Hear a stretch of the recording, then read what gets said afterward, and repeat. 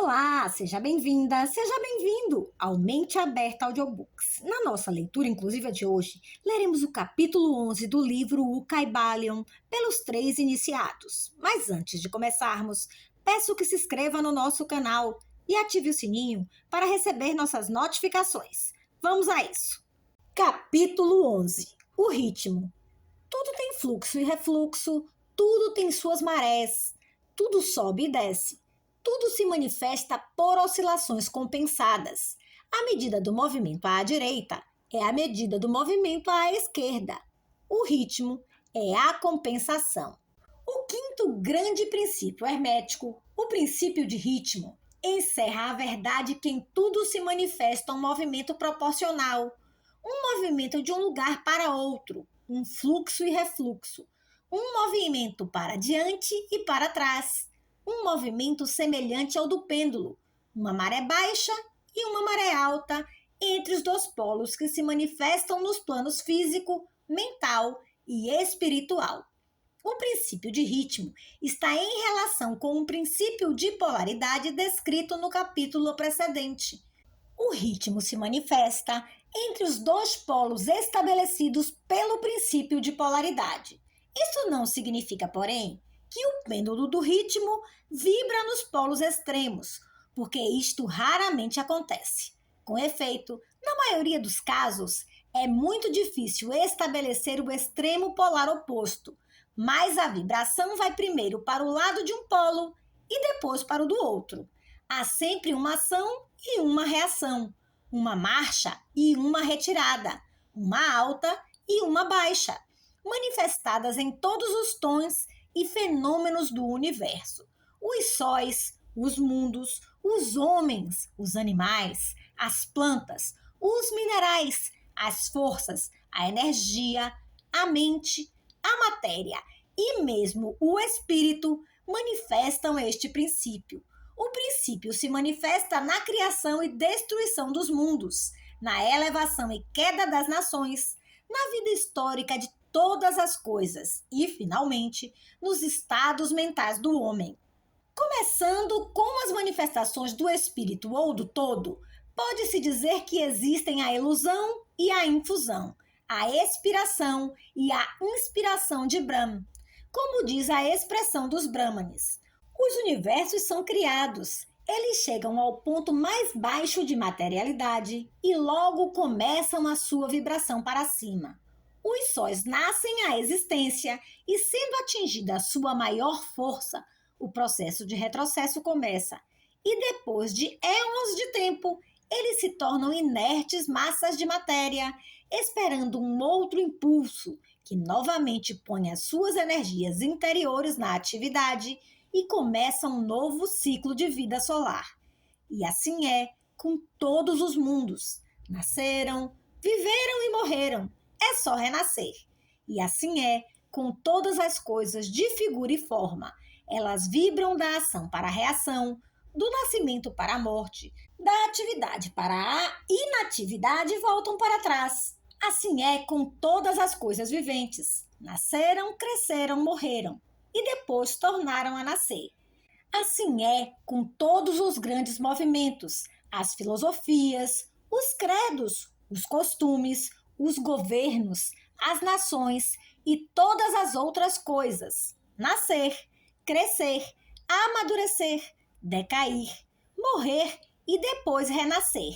A vibração do pêndulo está sempre em evidência. A noite segue o dia e o dia segue a noite. O pêndulo vibra do outono ao inverno e depois volta para trás. Os corpúsculos, os átomos, as moléculas e todas as massas de matéria vibram ao redor do círculo da sua natureza.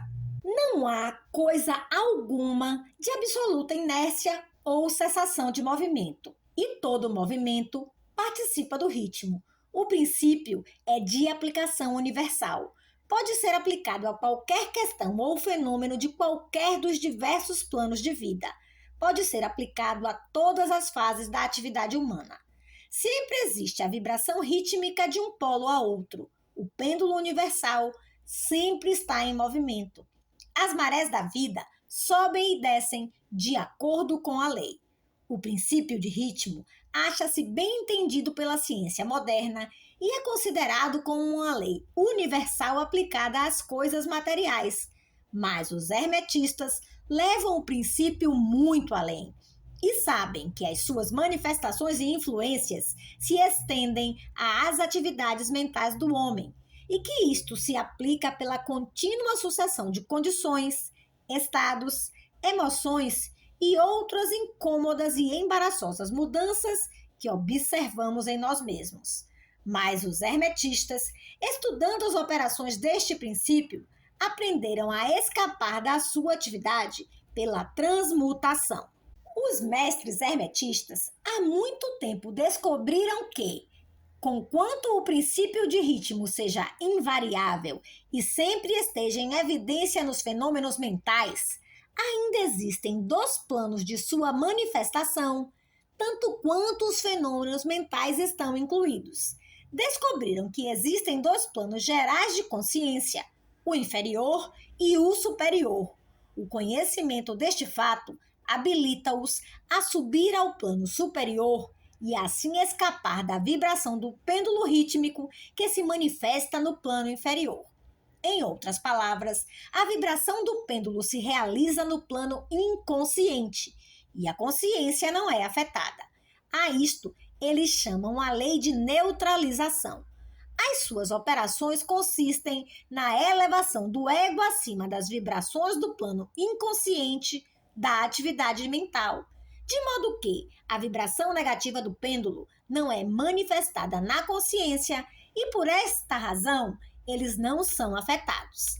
É semelhante à elevação acima de uma coisa, deixando-a passar debaixo de vós.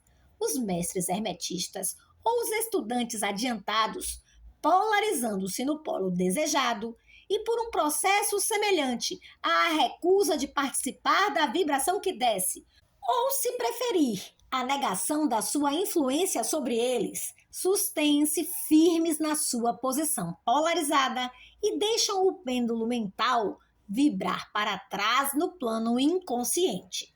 Todas as pessoas que atingiram todos os graus do domínio próprio realizam isto mais ou menos inconscientemente e, recusando deixar as suas condições e os seus estados mentais negativos dominá-las, aplicam a lei de neutralização.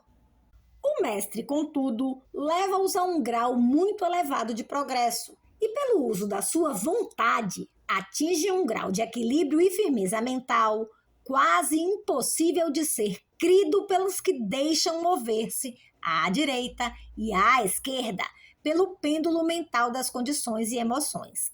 A importância disto pode ser apreciada por qualquer pensador que compreende que a maioria das pessoas são criaturas de condições, emoções e sensações e que só manifestam um domínio próprio muito insignificante. Se quiserdes deter-vos e examinar um momento, vereis como muitos movimentos de ritmo vos afetaram em vossa vida, como um período de entusiasmo foi invariavelmente seguido por uma sensação e condição de depressão. Do mesmo modo, as vossas condições e períodos de coragem foram seguidos por iguais condições de medo. E assim sempre aconteceu com a maioria das pessoas.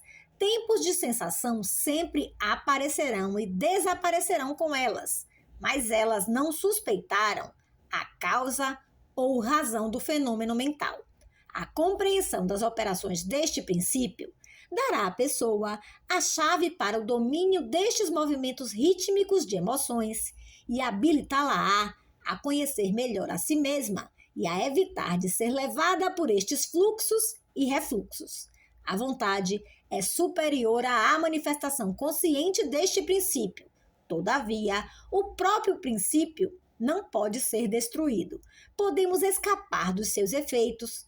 Porém, apesar disso, o princípio está em operação. O pêndulo sempre se move. Porém, nós podemos escapar de sermos levados por ele. Há outras espécies de operações deste princípio de ritmo que queremos falar agora. Acha-se na sua ação aquilo que é conhecido como a lei de compensação. Uma das definições ou significações da palavra compensação é contrabalançar, que é o sentido em que os hermetistas empregam o termo. É a esta lei de compensação a que se refere o Kybalion quando diz: a medida do movimento à direita é a medida do movimento à esquerda. O ritmo é a compensação. A lei de compensação é que o movimento numa direção determina o movimento na direção oposta ou para o polo oposto. Um balança ou contrabalança o outro. No plano físico, vemos muitos exemplos desta lei. O pêndulo do relógio move-se em certa distância à direita e depois numa igual distância à esquerda. As estações balançam-se umas às outras da mesma forma. As marés seguem a mesma lei, e a mesma lei é manifestada em todos os fenômenos de ritmo. O pêndulo com brevidade move-se numa direção e com a mesma brevidade na outra. Um movimento extenso à direita representa invariavelmente um movimento extenso à esquerda.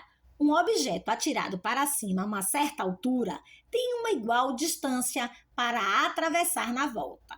A força com que um projétil é arremessado uma milha para cima é reproduzida quando o projétil volta à Terra.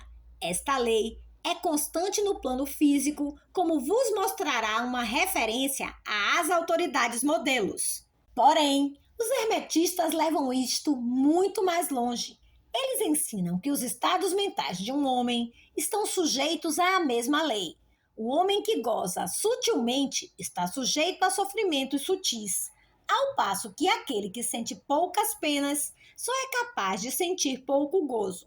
O porco sofre, porém, muito pouco mentalmente e também goza muito pouco, é compensado. E do outro lado, temos outros animais que gozam sutilmente, mas cujo organismo nervoso e temperamento lhes faz sofrer esquisitos graus de penas. E assim é com o homem.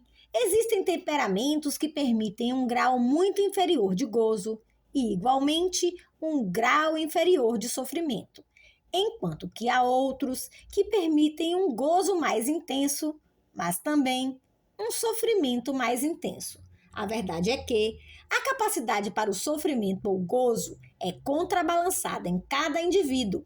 A lei de compensação está aí em constante operação. Contudo, os hermetistas ainda vão mais além neste assunto. Eles ensinam que antes que alguém possa gozar um certo grau de prazer, deverá ter movido proporcionalmente para o outro polo da sensação. Dizem, contudo, que o negativo é procedente do positivo nesta questão. Quer dizer que, experimentando um certo grau de prazer, não se segue que se deverá pagar com isto com um grau correspondente de sofrimento. Pelo contrário, o prazer é o movimento rítmico, concordando com a lei de compensação para um grau de sofrimento precedentemente experimentado na vida presente ou numa encarnação precedente. Isto traz nova luz sobre o problema do sofrimento. Os hermetistas consideram a cadeia das vidas como contínua e como formando parte de uma vida do indivíduo, de modo que, por conseguinte, o movimento rítmico por esta forma é compreendido, enquanto que não teria significação sem que fosse admitida a verdade da reencarnação. Porém, os hermetistas pregam que o mestre ou o estudante adiantado está habilitado em grau elevado a escapar o movimento para o sofrimento pelo processo de neutralização antes mencionado. Elevando-se ao plano superior do ego, muitas das experiências que acontecem aos que vivem no plano inferior são evitadas e escapadas. A lei de compensação toma uma parte importante nas vidas dos homens e das mulheres. É sabido que geralmente uma pessoa paga o preço de tudo o que possui ou carece. Se tem alguma coisa, carece de outra. A balança é equilibrada. Ninguém pode guardar o seu dinheiro e ter a migalha de pão ao mesmo tempo. Todas as coisas têm os seus lados prazenteiro e desprazenteiro. As coisas que se ganham são sempre pagas pelas coisas que se perdem. O rico possui muito do que falta ao pobre, ao mesmo tempo que o pobre também possui coisas que estão fora do alcance dos ricos. O milionário poderá ter inclinação para muitos festins e a opulência com que sustentar todas as delícias e luxúrias da mesa, mas carece do apetite para gozar dela. Ele inveja o apetite e a digestão do trabalhador, que carece da opulência e das inclinações do milionário, e que tem mais prazer com o seu simples alimento do que o milionário poderia ter se o seu apetite não fosse mau, nem a sua digestão arruinada, porque as necessidades, os hábitos e as inclinações diferem. E assim é através da vida. A lei de compensação está sempre em ação, esforçando-se para balançar e contrabalançar, e sempre vindo a tempo, sendo necessário diversas vidas para o movimento de volta do pêndulo do ritmo.